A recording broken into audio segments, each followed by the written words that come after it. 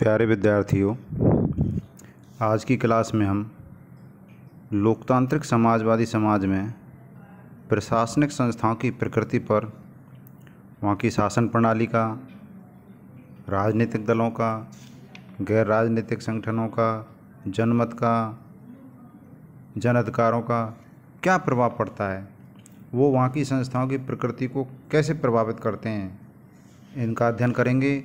और एक लोकतांत्रिक समाजवादी समाज में प्रशासनिक संस्थाओं की भूमिका क्या होती है, इसका अध्ययन करेंगे।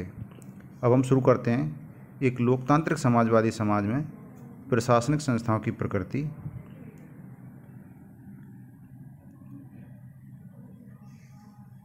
पहला बिंदु है प्रशासनिक संस्थाओं पर शासन प्रणाली का प्रभाव।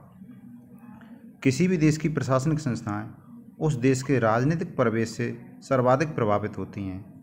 दूसरे शब्दों में यह भी कहा जा सकता है कि प्रशासनिक संस्थाओं की प्रकृति उस देश के राजनीतिक शासन प्रणाली से निर्धारित होती है।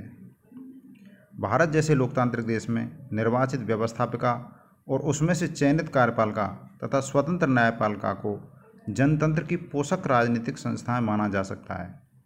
लोकतंत्र के संसदीय और अध्यक्षीय स्वरूप से भी प्रशासनिक संस्थाओं का स्वरूप निर्धारित होता है। अमेरिका जैसे अध्यक्षीय प्रणाली के लोकतंत्र में व्यवस्थापिका और कार्यपालिका में संसदीय देशों की तुलना में अधिक पार्थक्य पाया जाता है। राष्ट्रपति इस शासन व्यवस्था का केंद्र बिंदु होता है। उसका मंत्रिमंडल ना तो संसद में से बनाया जाता है और ना संसद के प्रति उत्तरदायी होता है। अमेरिकी कांग्रेस राष्ट्रपति के मंत्रिमंडल को अविश्वास प्रस्ताव द्वारा अपदस्थ भी नहीं कर सकती। इस तरह की शासन व्यवस्था में जनता के प्रति उत्तरदायित्व का अभाव देखा जाता है। प्रशासन तंत्र मंत्रिमंडल के माध्यम से राष्ट्रपति के प्रति उत्तरदायी होता है, न कि जनता के प्रति। लोकतंत्र के दूसरे स्वरूप संसदीय प्रणाली के लोकतंत्र जैसे इंग्लैंड और भारत में जनता द्वारा निर्वाचित व्यवस्थापिका में से बहुमत दल के नेता द्वारा कार्यपालिका का चयन किया जाता है। प्रधानमंत्री की अध्यक्षता में यह कार्यपालिका अपने पद पर तब तक आसीन रहती है जब तक व्यवस्थापिका में उनका बहुमत बना रहता है। कार्यपालिका का निर्माण न केवल व्यवस्थापिका में से ही होता है, अपितु वह उसके प्रति सतत उत्तरदायी भी रहती है। शासन व्यवस्था के इस उत्तरदायित्व का प्रशासकीय व्यवस्था की प्रकृति के निर्धारण में सीधा प्रभाव पड़ता है। इन दोनों ही देशों में प्रशासन तंत्र कार्यपालिका के माध्यम से जनता के प्रति उत्तरदायित्व का निर्वाह करता है। उत्तरदायित्व का यह गुण प्रशासन तंत्र पर उसके राजनीतिक परिवेश का परिणाम माना जा सकता है। दोनों ही प्रकार की लोकतांत्रिक व्यवस्थाओं में न्यायपालिका लोकतांत्रिक मूल्यों, मानदंडों और संस्थाओं की अवरक्षा का दायित्व निभाती है। स्वतंत्र न्यायपालिका न केवल देश में संविधान और कानून का शासन सुनिश्चित करती है, अपितु व्यवस्थापिका और कार्यपालिका को उसकी संवैधानिक मर्यादा में रखते हुए नागरिकों के अधिकारों की रक्षा भी करती है। दूसरा बिंदु है प्रशासनिक संस्थाओं पर राजनीतिक दलों का प्रभाव। जनतंत्र के पोषण में व्यवस्थापिका, कार्यपालिका और न्यायपालिका की भांति ही राजनीतिक दलों का भी महत्वपूर्ण योगदान होता है। राजनीतिक चिंतक राजनीतिक दलों को सरकार का चतुर्थ निकाय स्वीकार करने लगे हैं। वस्तुतः राजनीतिक दलों का सरकार के गठन में प्रत्यक्ष योगदान ही नहीं रहता, अपितु प्रशासनिक संस्थाओं के कार्य संचालन में भी उनकी निर्णायक भूमिका होती है। लोकतंत्रीय देशों के प्रशासन में राजनीतिक दलों द्वारा रक्त संचार का कार्य किया जाता है। दैनंदिन जीवन की नागरिक समस्याओं की ओर प्रशासन का ध्यान आकृष्ट करने का कार्य राजनीतिक दल ही करते हैं। प्रशासनिक संस्थाएं और प्रशासनिक अधिकारी राजनीतिक दलों द्वारा शांतिपूर्ण तरीके से ध्यान आकृष्ट किए जाने पर भी यदि अपने अनिवार्य दायित्वों का निष्पादन न करें तो राजनीतिक दल जन आंदोलन शुरू कर देते हैं। इस तरह प्रशासनिक संस्थाओं की भूमिका को मर्यादित रखने एवं उन्हें कर्तव्य निर्वाह के प्रति सचेष्ट बनाए रखने में राजनीतिक दलों की अत्यंत महत्वपूर्ण भूमिका होती है। तीसरा बिंदु है प्रशासनिक संस्थाओं पर गैर राजनीतिक संगठनों का प्रभाव। सभी लोकतांत्रिक व्यवस्थाओं में स्वतंत्र प्रेस, दबाव समूह, प्रिंट और इलेक्ट्रॉनिक मीडिया और अन्य स्वैच्छिक संगठनों का अस्तित्व प्रशासनिक संस्थाओं के कार्यकरण को बहुत प्रभावित करता है। देश की प्रशासनिक संस्थाएं लोक कल्याण के लिए क्या कर रही हैं और क्या नहीं कर रही हैं, ये सब लोकतंत्र में समाचार पत्रों और श्रव्य दृश्य के आधुनिक संचार माध्यमों द्वारा जनता में हर समय प्रचारित किया जाता रहता है। अनेक बार देखा गया है कि समाचार पत्रों की निष्पक्ष समीक्षाओं से देश की प्रशासकीय संस्थाओं की संरचना, व्यवहार, कार्य प्रक्रिया, दृष्टिकोण और लक्ष्य आदि निर्धारित, प्रभावित और पुनः निर्धारित होते हैं। स्वतंत्र समाचार पत्रों और मीडिया की खबरों द्वारा प्रशासनिक कार्य व्यवहार को एक सकारात्मक दिशा मिलती है, उनके व्यवहार में संवेदनशीलता आती है और वे अधिक लक्ष्योन्मुख बनते हैं। प्रशासनिक संस्थाओं के नवोन्मेष और सुधार के मूल में प्राय दबाव समूह अथवा स्वतंत्र प्रेस की टिप्पणियों की प्रेरणा अंतर्निहित होती है। प्रशासन अपने लोकतांत्रिक स्वरूप से विचलित तो नहीं हो रहा है, वह अपने संवैधानिक दायित्वों का निष्ठापूर्वक निर्वाह कर रहा है और जन आकांक्षाओं के प्रति कितना संवेदनशील है, इस बात की वास्तविक तस्वीर जनता के समक्ष राजनीतिक दलों के अलावा समाचार पत्रों, मीडिया और गैर राजनीतिक स्वयंसेवी संस्थाओं द्वारा निरंतर प्रस्तुत की जाती रहती है और ऐसी रिपोर्ट का प्रशासन के कामकाज पर सकारात्मक प्रभाव भी पड़ता है। चौथा बिंदु है प्रशासनिक संस्थाओं पर जनमत का प्रभाव। भारत जैसे लोकतांत्रिक समाज में प्रशासनिक संस्थाओं का स्वरूप उन प्रशासकीय व्यवस्थाओं से पूर्णतः भिन्न है जो साम्यवादी देशों में पाई जाती हैं। लोकतांत्रिक प्रशासन होने के कारण हमारा प्रशासन तंत्र किसी भी बंद समाज की तुलना में जनमत की अधिक चिंता करता है और जनता के हितों के प्रति संवेदनशील होता है। यह सर्वस्वीकृत तथ्य है कि कोई भी प्रशासकीय व्यवस्था जनता की उपेक्षा नहीं कर सकती, क्योंकि नीतियों का निष्पादन वस्तुतः जनता के लिए ही होता है। यदि इस बात को हम सकारात्मक दृष्टि से अभिव्यक्ति दें तो यह कहा जा सकता है कि लोकतंत्र में प्रशासनिक संस्थाओं को न केवल जन भावनाओं के प्रति ही संवेदनशील होना होता है, अपितु जनमत के दबाव के कारण अनेक बार अपनी नीतियों में भी परिवर्तन करना पड़ता है। जन भावनाओं के प्रति यह संवेदना नितांत रूप से लोकतांत्रिक लक्षण है। किसी भी बंद समाज में जनमत के प्रति प्रशासनिक संस्थाओं का ऐसा रुझान कल्पनातीत है। लोकतांत्रिक समाज में स्वयं प्रशासन का ढांचा और संरचना भी लोकतांत्रिक मूल्यों पर आधारित होती है। प्रशासन न केवल जन आकांक्षाओं के प्रति संवेदनशील और उत्तरदायी होता है, अपितु उसे अपने आप को पारदर्शी और खुला भी रखना पड़ता है। अर्थात किसी भी प्रशासनिक कृत्य को तब तक गोपनीय नहीं रखा जा सकता जब तक कि उसे गोपनीय रखने का विधिक औचित्य सिद्ध न कर दिया जाए। लोकतंत्र के मूल आदर्श स्वतंत्रता और समानता के प्रति प्रशासन तंत्र को अपने कार्य व्यवहार के द्वारा पूर्ण निष्ठा का परिचय देना चाहिए, जैसा कि हमारे संविधान की प्रस्तावना में घोषित किया गया है। विचार और अभिव्यक्ति के साथ साथ समस्त प्रशासनिक संस्थाओं में अवसर की समानता को सुनिश्चित किया गया है। प्रशासनिक संस्थाओं में लोकतांत्रिक आधार पर खुली भर्ती, जिसमें समान योग्यताधारियों को अवसर की समानता उपलब्ध हो, को प्रतिष्ठित किया जाना चाहिए। यही नहीं, प्रशासकीय प्रक्रियाओं का लोकतांत्रिकरण भी लोकतांत्रिक समाजवाद में प्रशासकीय संस्थाओं की अनिवार्य शर्त होती है। उच्च अधिकारियों द्वारा अधीनस्थ को निर्णय लेने की उचित शक्तियां देते हुए उन पर सीमित नियंत्रण को प्रोत्साहन दिया जाता है। अधीनस्थ कर्मचारियों को लोकतंत्र की अपेक्षाओं के अनुरूप नियमों के प्रति निष्ठावान रहने और निर्मित नीतियों की आलोचना की छूट दी जाती है। इतना ही नहीं, अधीनस्थ कर्मचारियों को अपने लोकतांत्रिक अधिकारों की प्राप्ति के हित में हड़ताल करने का अधिकार भी दिया जाता है। इस प्रकार लोकतांत्रिक समाज में स्वयं प्रशासनिक संस्थाओं की संरचना और कार्य पद्धति के लोकतांत्रिक होने की अपेक्षा भी की जाती है। अगला बिंदु है प्रशासनिक संस्थाओं पर जन अधिकारों की सीमाएं या जन अधिकारों का प्रभाव। सभी लोकतांत्रिक समाजवादी समाजों की लोकतांत्रिक व्यवस्थाओं में प्रशासन के सम व्यवहार पर जनता के अधिकारों का अतिक्रमण न करने की सीमा निर्धारित होती है। नियामकीय प्रकृति का पुलिस प्रशासन आंतरिक सुरक्षा और शांति संबंधी अपनी प्रशासकीय नीति के पूर्णतः औचित्यपूर्ण होने पर भी जनता के अधिकारों और स्वतंत्रता की रक्षा के लिए दायित्वबद्ध होता है। लोकतांत्रिक समाज में अनेक बार ऐसे अवसर आते हैं जब लोकतांत्रिक अपेक्षाओं के निर्वाह के लिए प्रशासकीय कुशलता के लक्ष्य को भी गौण मानकर तिलांजलि देनी पड़ती है, क्योंकि प्रशासकीय कुशलता का कोई मानदंड अपने आप में साध्य नहीं बन सकता। लोकतांत्रिक देश का प्रशासन केवल यथास्थितिवादी नहीं होता, अपितु परिवर्तन का वाहक होता है। कोई समाज स्थिर नहीं होता। स्थिरता प्रगति का पर्याय नहीं अपितु प्रतिगामी मानी जाती है। इसलिए किसी भी समाज को प्रगति के पथ पर अग्रसर करने के लिए उसकी कालातीत हो गई रूढ़िवादी व्यवस्थाओं में परिवर्तन के लिए लोकतांत्रिक प्रशासन यथेष्ट और सचेष्ट प्रयत्न करता है। अगला बिंदु है नीति निर्माण और कार्यान्वयन का द्वैध। लोकतांत्रिक समाजवादी समाज में प्रशासनिक संस्थाओं द्वारा न केवल नीतियों का कार्यान्वयन किया जाता है अपितु नीतियों के निरूपण में भी उसके द्वारा अत्यंत महत्वपूर्ण भूमिका निष्पादित की जाती है। सैद्धांतिक दृष्टि से नीति निरूपण का दायित्व यद्यपि राजनेताओं पर होता है, तथापि बढ़ती हुई विशेषज्ञता के कारण राजनेता अपने इस दायित्व के लिए वर्तमान में प्रशासनिक अधिकारियों पर निर्भर हो गए हैं। इस तरह राजनीति और प्रशासन का संबंध इस बिंदु पर अंतर्ग्रथित हो गया है। वर्तमान विश्व में इस भूमिका का विभाजन करना संभव नहीं रह गया है।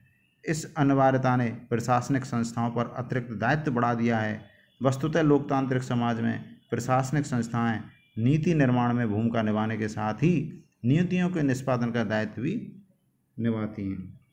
अगला बिंदु प्रशासनिक संस्थाओं के बहुस्तरीय संगठन। भारत जैसे लोकतांत्रिक समाजवादी देश में जहाँ संघात्मक शासन व्यवस्था को अपनाया गया है, बहुस्तरीय प्रशासन पाया जाता है। जैसे केंद्रीय प्रशासन, दूसरा स्तर राज्य या प्रांतीय प्रशासन, तीसरा स्थानीय प्रशासन।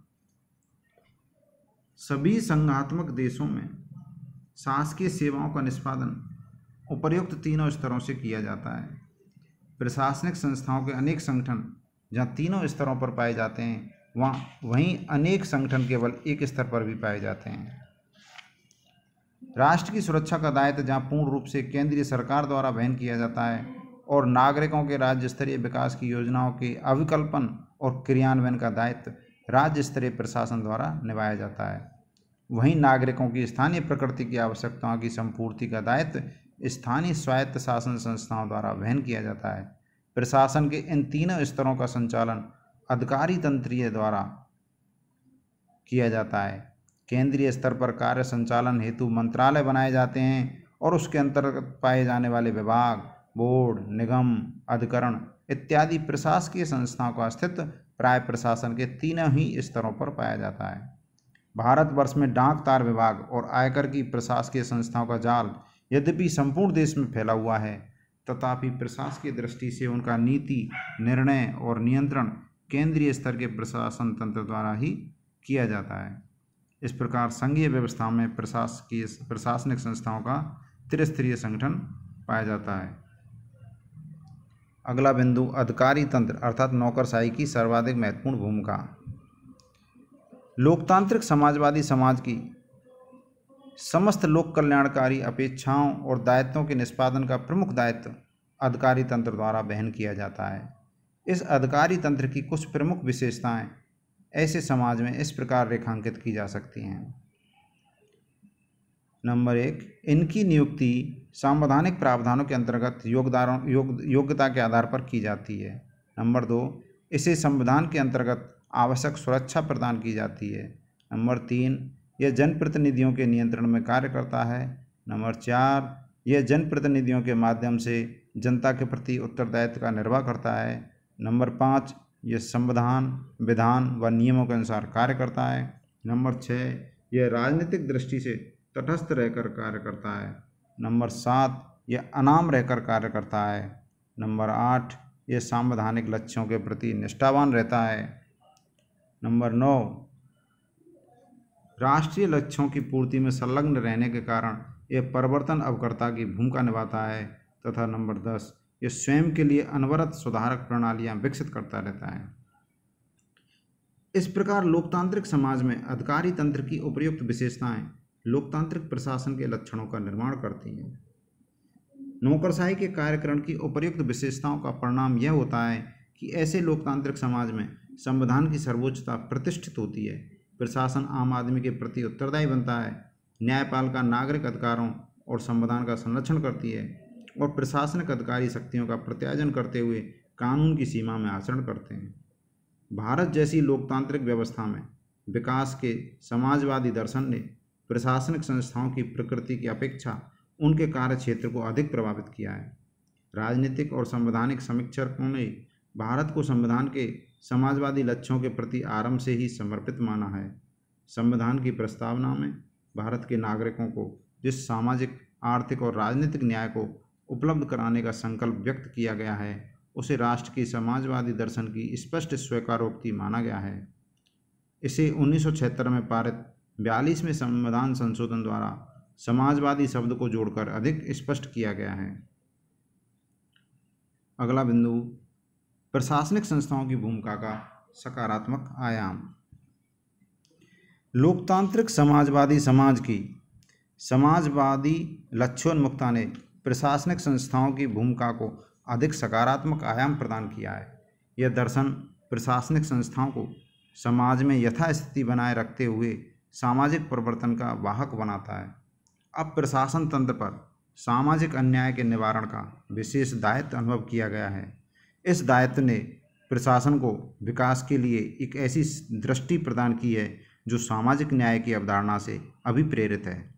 प्रशासनिक संस्थाएं विकास के दायित्व का निष्पादन तो पूंजीवादी समाज में भी करती हैं, किंतु उस व्यवस्था के लाभ पूंजीपतियों तक सीमित रहते हैं। भारत जैसी लोकतांत्रिक समाजवादी व्यवस्था में प्रशासनिक संस्थाओं से ऐसी विकास नीति नियोजित करने की अपेक्षा की जाती है जिससे विकास के लाभ जन सामान्य तक पहुंचाने में सफलता मिल सके। समाजवादी संकल्प से अप्रेरित प्रशासनिक संस्थाओं का मूल्यांकन उनकी उपयोगिता, लाभ या दक्षता के आधार पर नहीं किया जाता, बल्कि सामाजिक न्याय के आधार पर किया जाता है। यदि प्रशासनिक संस्थाएं सामाजिक और आर्थिक न्याय उपलब्ध कराने की दिशा में कुछ प्रगति कर रही हैं, तो उन प्रशासनिक संस्थाओं को समाजवादी समाज के निर्माण की दिशा में प्रगति के लिए श्रेय दिया जा सकता है।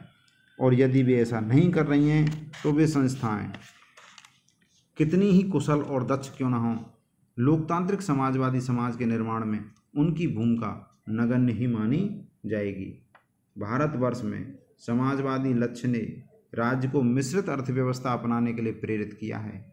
यही कारण है कि भारत सरकार ने आर्थिक और वाणिज्यिक गतिविधियों में प्रवेश किया है। पूंजीवादी समाज में राज्य जहाँ केवल नियामकीय गतिविधियों का संचालन करता है और आर्थिक वाणिज्यिक गतिविधियाँ पूर्णतः निजी क्षेत्र के लिए छोड़ दी जाती हैं, वहीं इसके विपरीत समाजवादी समाज में आर्थिक गतिविधियों और उत्पादन के साधनों पर राज्य का पूर्ण नियंत्रण स्थापित किया जाता है। किंतु भारत जैसे लोकतांत्रिक समाजवादी समाज में आर्थिक और वाणिज्यिक गतिविधियों में राज्य का प्रवेश आंशिक रूप से देखा जा सकता है। भारत सरकार ने विभिन्न लोक उद्यमों की स्थापना समाजवादी समाज के सामाजिक आर्थिक न्याय के लक्ष्यों को ध्यान में रखकर की है। प्रशासनिक संस्थाओं पर यह अतिरिक्त उत्तरदायित्व समाजवादी दर्शन की प्रेरणा का प्रभाव माना जाना चाहिए।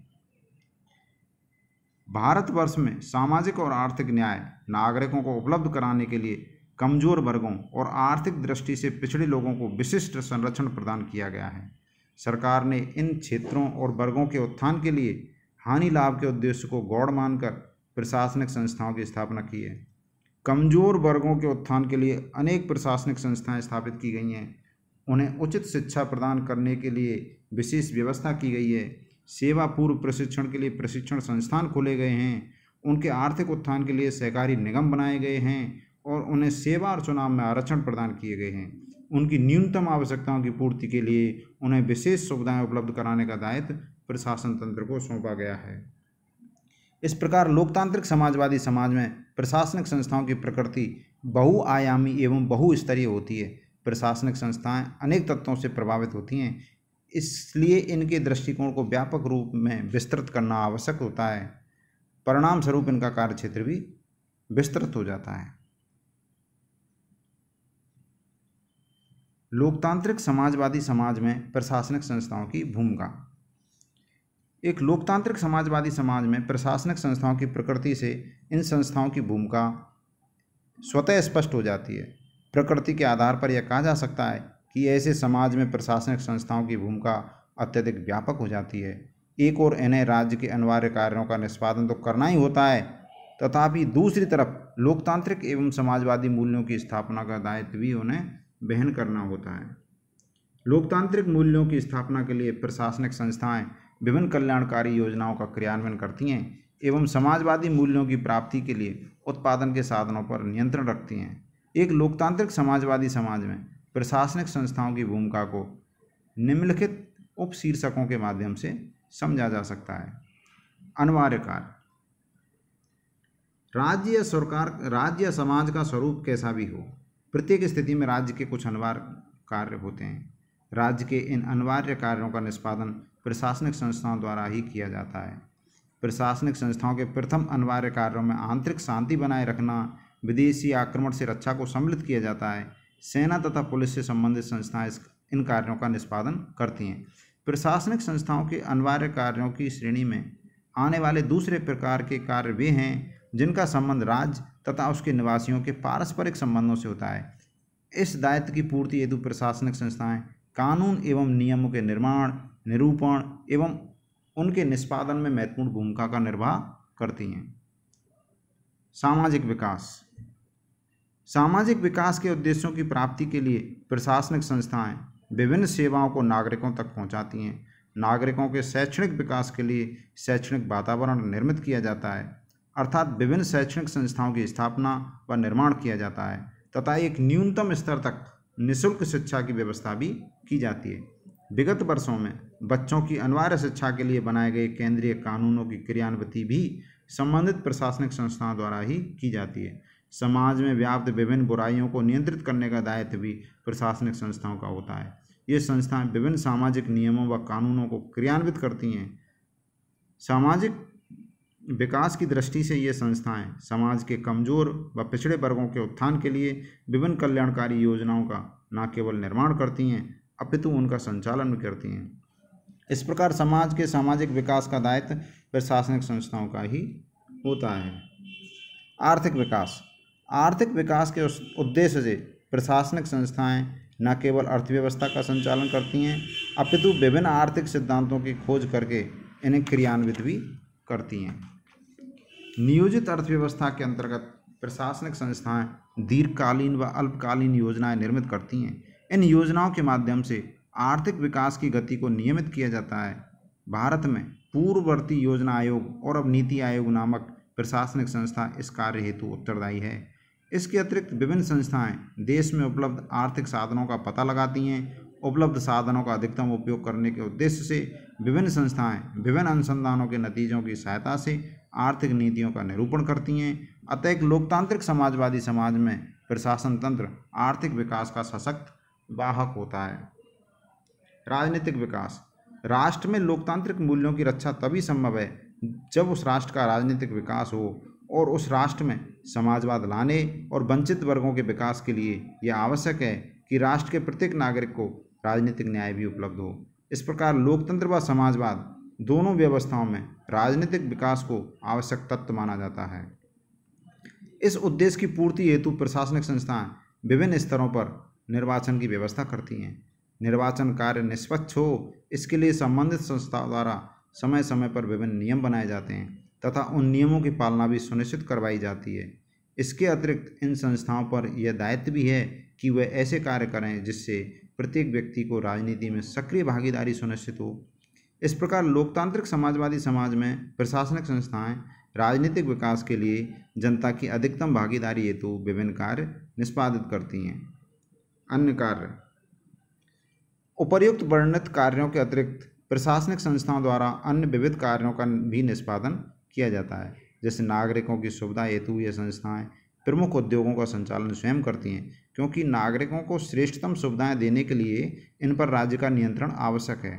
जैसे यातायात के साधनों का संचालन, जल व विद्युत का प्रबंध, दूर संचार व टेलीफोन की सुविधा, अस्पतालों का संचालन व प्रबंध आदि। लोकतांत्रिक समाजवादी समाज में प्रशासनिक संस्थाओं की भूमिका के अध्ययन से यह स्पष्ट होता है कि ऐसे समाज में प्रशासनिक संस्थाओं की भूमिका अत्यधिक व्यापक एवं बहुआयामी होती है। इन संस्थाओं द्वारा निष्पादित कार्यों को पूर्णतः सूचीबद्ध किया जाना जटिल है, तथापि ये व्यक्त किया जा सकता है कि ऐसे समाज में मनुष्य के सर्वांगीण विकास के लिए आधुनिक युग में प्रशासन तंत्र ही महत्वपूर्ण भूमिका निभाता है। धन्यवाद।